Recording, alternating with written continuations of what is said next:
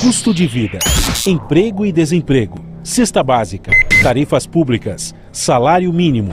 Agora, na Brasil Atual, a análise do DIEESE. E nós vamos fazer contato agora com o diretor técnico do DIEESE, Fausto Augusto Júnior. Bom dia, Fausto.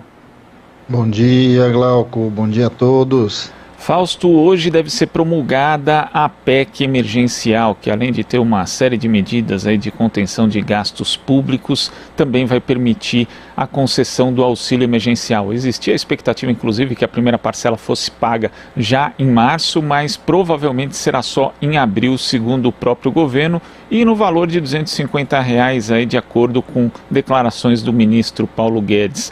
Parece muito tardio e também muito pouco diante da necessidade do Brasil, né, Fausto? Glauco, é pouco e as parcelas poucas também, né? Vamos lembrar que nós estamos agora no pico da pandemia, o ritmo de vacinação é um ritmo bastante lento, o que indica para a gente muita dificuldade do ponto de vista dos desdobramentos econômicos ali a partir, pelo menos, do primeiro semestre como um todo, mas com impacto ainda, muito provavelmente, no segundo semestre.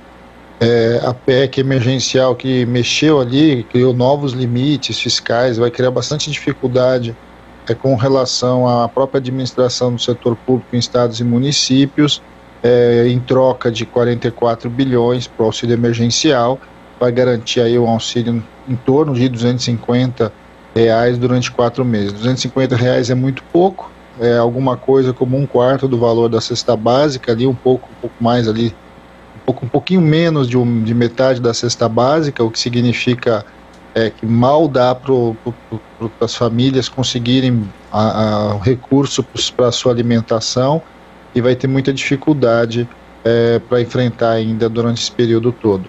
R$ 250 por 4 meses é muito aquém, a gente já vinha defendendo o movimento sindical, os movimentos sociais, o retorno do auxílio aos R$ 600, que era um patamar razoável para a gente imaginar como foi feito ano passado no enfrentamento, por um tempo de pelo menos um ano, é o que a gente imagina como algo que deveria ser costurado. O Congresso Nacional ainda vai ter oportunidade de debater sobre o auxílio emergencial ao longo desses meses, porque muito provavelmente chega uma MP agora em março, e a gente vai ver como é que essa discussão vai tramitar por dentro do Congresso Nacional. Mas a sinalização do governo é a mesma sinalização quando da discussão no ano passado, em que o auxílio ficou mesmo entre R$ 250 proposto pelo governo e o Congresso Nacional fez a sua alteração.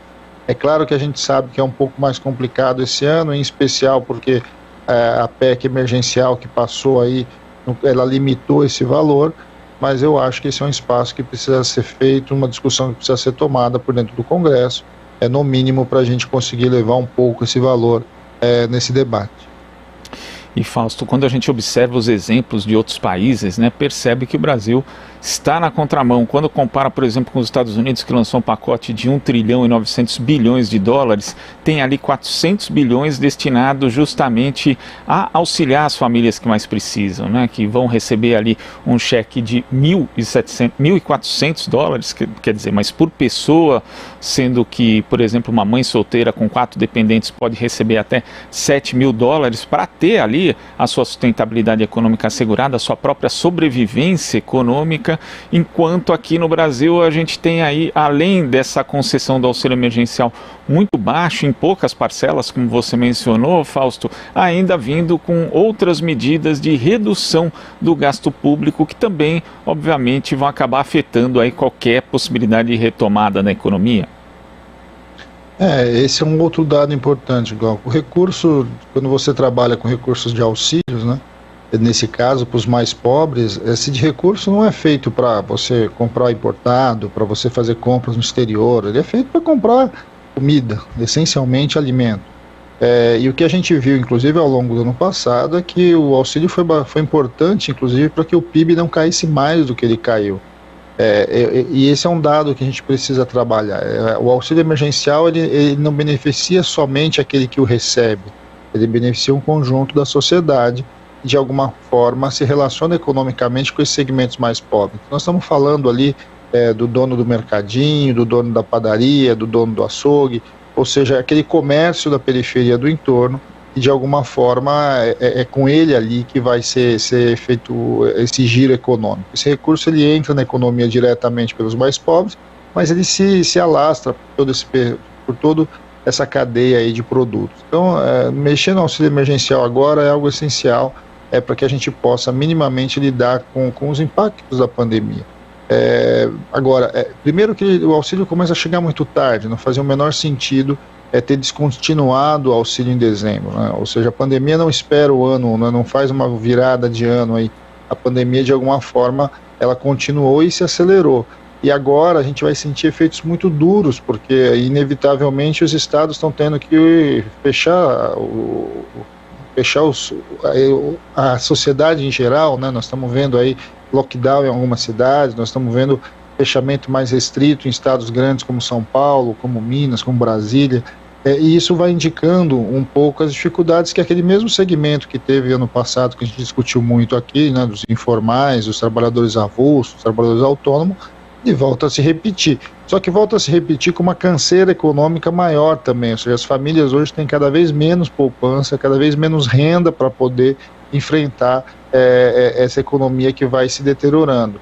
E vamos lembrar, os R$250 de hoje não são mais os R$250 do ano passado, porque a inflação corroeu uma parte importante aí desse valor, em especial porque quem vai receber o auxílio emergencial gasta essencialmente com alimentação, e a alimentação foi um dos itens que mais subiu ao longo de 2020, né? Então dá para você dizer que do ponto de vista da alimentação, a gente pelo menos perdeu aí dos R$250, se fosse comparar com o ano passado, mais de 15%. E quando a gente vê, né, tivemos na semana passada a divulgação do IPCA, o Índice Nacional de Preços ao Consumidor Amplo, que chegou a 0,86% no mês passado, a maior taxa para fevereiro desde 2016, e apenas os alimentos, né, nesse período aqui desse ano subiram 15%, quase 3 vezes a mais do que a inflação, né? Já é possível, inclusive, perceber ali o impacto do aumento dos combustíveis nesse índice, Fausto. Bem, então aí a gente vai vendo como é que a economia ela está também com bastante dificuldade, e a cesta básica ali, né, ou seja, o carrinho do supermercado do trabalhador, ele está se reduzindo. Os alimentos vêm subindo, a puxada da inflação por conta dos combustíveis ela foi bastante, mas é sempre bom lembrar que no caso dos combustíveis, ele é um preço que ele se propaga ali por toda a economia. Então é muito provável que a gente assista aí em março, já está assistindo em março, uma alta dos preços dos alimentos, para além, inclusive, do próprio combustível aí que a gente tem visto. Chama a atenção, Glauco, que apesar da crise econômica, apesar do baixo consumo, a inflação continua subindo. A inflação continua numa tendência de elevação, ou seja, isso vai colocar para nós uma série de desafios ao longo desse semestre. É muito provável que a gente assista essa semana a discussão do Banco Central com relação à pressão sobre a alta dos juros. O Banco Central está sendo pressionado a aumentar a taxa de juros, tem grande chance disso acontecer.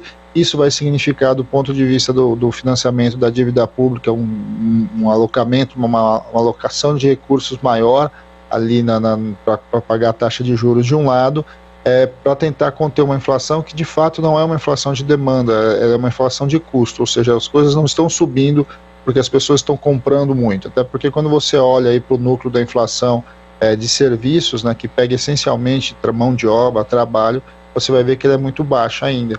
Então o que a gente tem hoje? A gente tem um cenário muito complicado do ponto de vista da renda das pessoas, a renda das pessoas está comprimida, o auxílio emergencial entra, mas entra com uma quantidade muito limitada de recursos, diferente do que a gente viu ano passado, e na outra ponta as pressões de alta, principalmente vindo aí do câmbio, estão de certo modo influenciando e dificultando e retirando o poder de compra dos trabalhadores. Então acho que esse é o desafio que está colocado agora, e que a gente sabe que acima de tudo o que é mais importante agora é minimamente a gente conter a pandemia, é minimamente aumentar a vacinação, porque esse é o caminho de fato para a gente começar a superar as dificuldades que a gente tem, não só do ponto de vista social, do ponto de vista mas também do ponto de vista da economia em geral. Certo, Fausto, muito obrigado pela sua participação aqui no Jornal Brasil Atual e um ótimo início de semana. Até mais. Até mais, bom dia a todos. Nós conversamos aqui com o diretor técnico do Diese, Fausto Augusto Júnior.